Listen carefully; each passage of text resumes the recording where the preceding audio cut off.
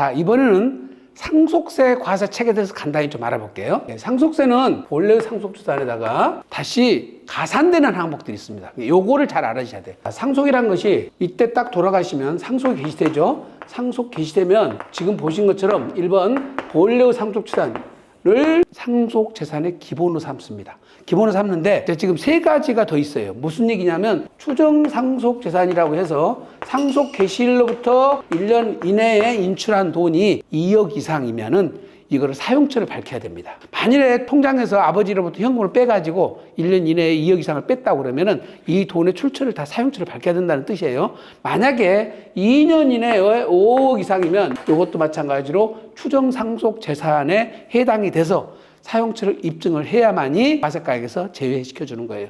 왜 이걸 제도를 만들어놨을까요?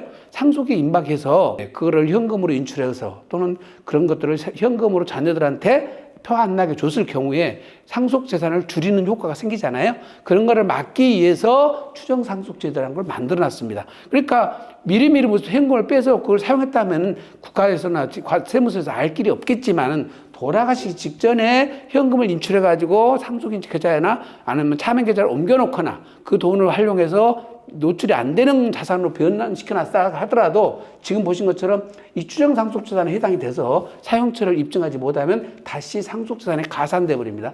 이게 두 번째가 지금 추정상속재산이 합산된다. 세 번째가 뭐냐면 상속인 유예자한테 5년 이내에 증여한 재산이 있어요. 증여재산. 증여재산은 다시 합산이 됩니다. 그리고 10년 이내에 증여재산도 여기는 상속인 거예요. 10년 이내는 상속인한테 10년 이내에 증여한 재산 또는 5년 이내에 상속인 이해자한테 증여한 재산은 상속재산에 다시 통상이 됩니다.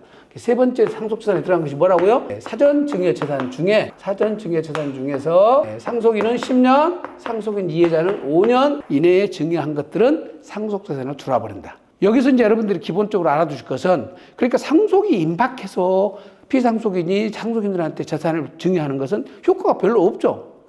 지금 이런 것처럼 미리미리 주시하면 10년 지나버리면 증여세만 내고 상속재산에 합산이 안 되면 상속세 절세효가 생길 텐데 증여를 했는데 만약에 다시 증여를 받은 다음에 5년 이내 또는 10년 이내에 돌아가셔버리면 사전 증여재산들은 다시 상속재산에 합산되는 문제가 발생합니다. 문제는 그렇다 하더라도 여기에 절세효과가 전혀 없나? 그건 아니에요. 자, 증여를 만약에 했다고 한번 가정해보면 상속 개시일 현재 평가액은 요 금액이 됐죠. 상속 개시일 현재 평가액으로 상속재산으로 합산하는 것이 아니라 증여 당시 평가액이 만약에 9년 전에 5억이었고 지금은 10억이었다 그러면은 증여할 때 가액 5억으로 상속재산을 합산한다는 것이니까 결과적으로 지금 10억으로 과세되는 건 아니라서 사전 증여한 것은 절세 효과는 있죠. 가액 평가액이 낮기 때문에. 그러나 좀 더 효과를 보자면 어쩐다는 거예요? 상속인 이여자한테 줘가지고 5년이 지나가거나 상속인들한테 증여를 하고 10년이 지나버리면 증여세만 부과받고 상속세 합산이 안 되니까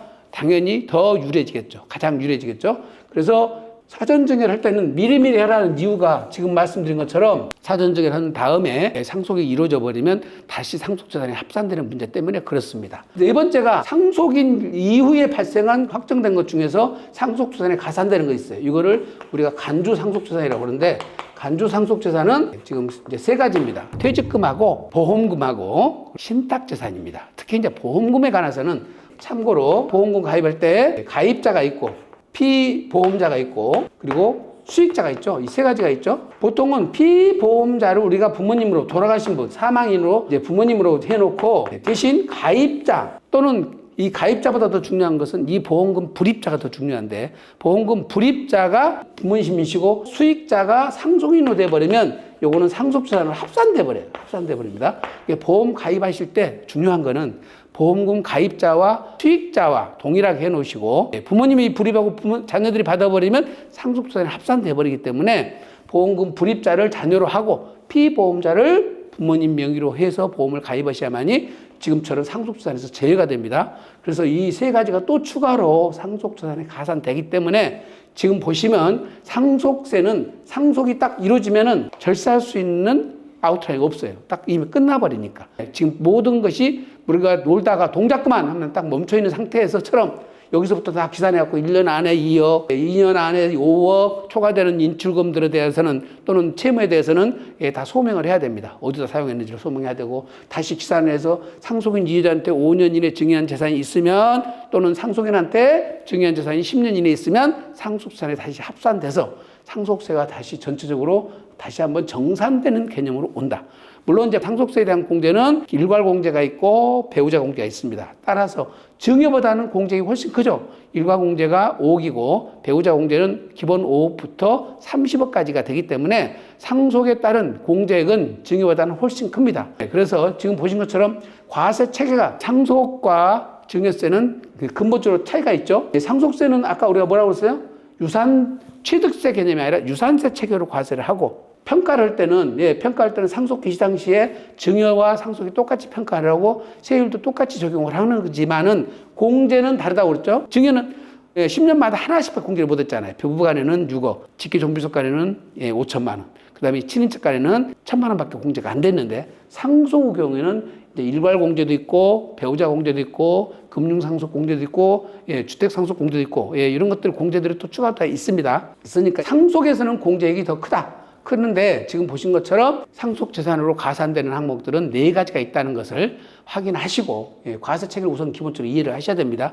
그래야 상속이 유리한지 증여가 유리한지를 이제 우리가 구분해서 볼 수가 있겠죠. 그래서 상속세 과세체계를 간단하게나마 설명을 했습니다.